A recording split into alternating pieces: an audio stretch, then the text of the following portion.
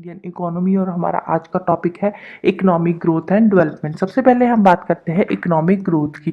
Economic growth वाला जो concept है वो आया है लाइफ साइंसेस से। लाइफ साइंस में ग्रोथ का मतलब होता है कि कोई भी चीज़ ग्रो हो रही है। सपोज अगर हम प्लांट की बात करें तो प्लांट के केस में अगर प्लांट की हाइट बढ़ रही है तो हम क्या बोलते हैं कि प्लांट की ग्रोथ हो रही है। बट इकोनॉमिक्स में ग्रोथ का मीनिंग थोड़ा अलग होता है। इकोनॉमिक्स में ग्रोथ का मतलब होता है इकोनॉमिक ग्रोथ। इकोनॉमिक ग्रोथ मतलब कि इकोनॉमिक वेरिएबल्स इंक्रीज हो रहे हैं over a period of time.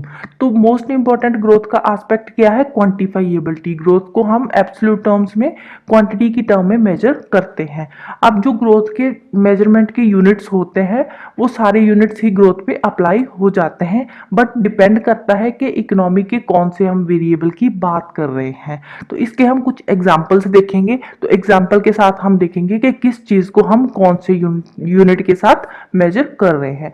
N economy might have been able to see growth in food production during a decade which could be measured in terms. अगर हम food production की growth की बात करें तो फूड प्रोडक्शन की growth हम एक डिकेड के लिए मेजर कर रहे हैं। तो एक डिकेड के लिए हम जो फूड प्रोडक्शन की ग्रोथ मेजर कर रहे हैं उसको हम मेजर करेंगे टन्स में, कि कितने टन फूड प्रोड्यूस किया था हमने एक पर्टिकुलर टाइम पीरियड में। नेक्स्ट अगर हम रोड नेटवर्क की बात करें, अगर हम रोड नेटवर्क की ग्रोथ की बात करेंगे तो उसको हम मेजर करेंगे इन टर्म्स ऑफ माइल्स और किलोमीटर, कि एक पर्टिकुलर टाइम पीरियड में कितने किलोमीटर रोड नेटवर्क बना है या कितने माइल्स रोड नेटवर्क बना है। सिमिलरली अगर हम टोटल प्रोडक्शन की बात करें इकोनॉमी की, तो इकोनॉमी की जो टोटल प्रोडक्शन है उसको हम मेजर करेंगे in terms of currency, which means economy is growing. तो नेक्स्ट अगर हम पर कैपिटा इनकम की बात करें तो पर कैपिटा इनकम को हम मेजर करेंगे in terms of monetary term, right, over a period of time. तो इट मीन्स कि जो इकोनॉमिक ग्रोथ है, इकोनॉमिक ग्रोथ एक क्वांटिटेटिव प्रोग्रेस है। अगर क्वांटिटेटिव प्रोग्रेस हो रही है तो इकोनॉमिक ग्रोथ भी हो रही है। नेक्स्ट हम बात करते हैं ग्रोथ रेट की। ग्रोथ रेट को अगर हमने कैलकुलेट करना है तो उसको हम कैसे कैलकुलेट करेंगे?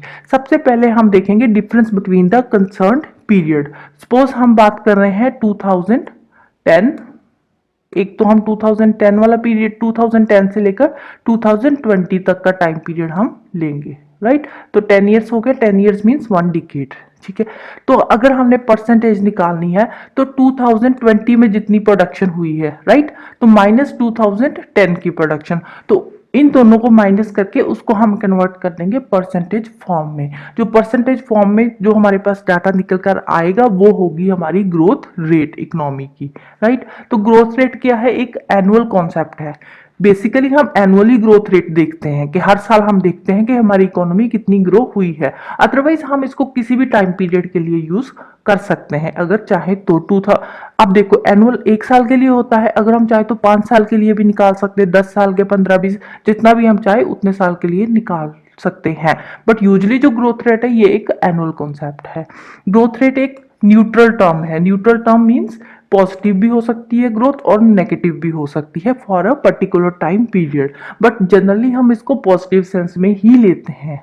तो अगर इकोनॉमिस्ट क्या बोल रहा है कि economy is growing, it means economy is having a positive growth. अगर इकोनॉमी ग्रो कर रही है तो मतलब कि इकोनॉमी में पॉजिटिव ग्रोथ हो रही है। अदरवाइज हम क्या लेंगे? नेगेटिव ग्रोथ की टर्म यूज करेंगे। नेक्स्ट हम बात करते हैं इकोनॉमिक डेवलपमेंट की। अब 1950s तक जो इकोनॉमिस्ट थे उनको डेवलपमेंट का पता ही नहीं था। अब वो कंफ्यूज थे ग्रोथ और डेवलपमेंट में, वो इन दोनों चीजों को अलग अलग कर ही नहीं पा रहे थे। अब वो क्या मानते थे कि जो इकोनॉमिक ग्रोथ है वही एक कॉज एंड इफेक्ट है for the betterment of lives of people. अगर लोगों की लाइफ अच्छी हो रही है तो वो ग्रोथ से ही हो रही है, ये इकोनॉमिस्ट का मानना था टिल 1950s। उसके बाद 1960s के टाइम के जो लेटर डिकेड्स थे उस टाइम पे इकोनॉमिस्ट को थोड़ा थोड़ा पता चलने लगा। अब उन्होंने क्या देखा इकोनॉमिस्ट में कि many countries where the growth was comparatively higher but the quality of life was comparatively low. अब पहले इकोनॉमिस्ट मानते थे कि जो अगर ग्रोथ हो रही है तो स्टैंडर्ड ऑफ लाइफ जो लोगों का है वो ऑटोमेटिकली अच्छा हो जाएगा। बट 1960s में जाकर इकोनॉमिस्ट ने क्या देखा कि कुछ ऐसी कंट्रीज भी है जहां पे ग्रोथ तो बहुत अच्छी हो रही है, ग्रोथ बहुत ज्यादा हो रही है इनफैक्ट, बट वहां पे क्वालिटी ऑफ लाइफ जो है वो कंपैरेटिवली लो जा रही है, क्वालिटी ऑफ लाइफ अच्छी नहीं हो रही। तो इकोनॉमिस्ट को फिर समझ आई कि डेवलपमेंट नाम की भी कोई चीज है, और डेवलपमेंट जो है वो इंडिकेट करती है quality of life in economy. तो इट मींस डेवलपमेंट क्या है, डेवलपमेंट क्वालिटी को देखता है, ग्रोथ क्या देखती है, क्वांटिटी, तो डेवलपमेंट एक क्वालिटी को देखता है, right, which might be seen in accordance with the availability of so many variables. अब क्वालिटी ऑफ लाइफ को देखने के लिए भी बहुत सारे वेरिएबल्स होने चाहिए, उसी की वजह से क्वालिटी आएगी, अदरवाइज लाइफ में क्वालिटी नहीं आएगी, लोगों का स्टैंडर्ड ऑफ लिविंग अच्छा नहीं होगा।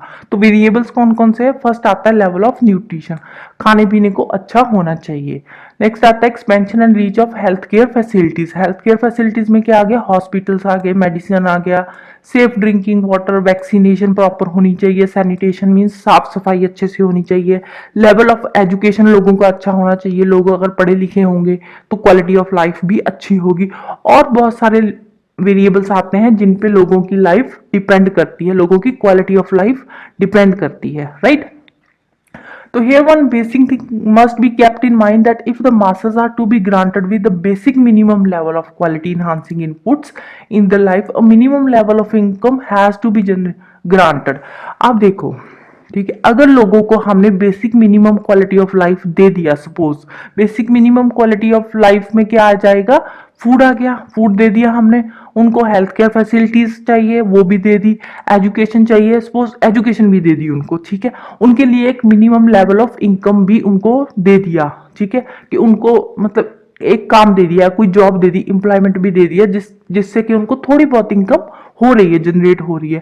अब इनकम कहां से होगी, इनकम जनरेट होगी प्रोडक्टिव एक्टिविटीज से, अगर कोई प्रोडक्टिव एक्टिविटी इकोनॉमी हो रही है तो वहीं से इनकम जनरेट होगी ना, तो इनकम जनरेट हो रही है तो इट मींस कि डेवलपमेंट के लिए ग्रोथ की भी जरूरत है, प्रोडक्टिव एक्टिविटीज ग्रोथ में आ गई, राइट।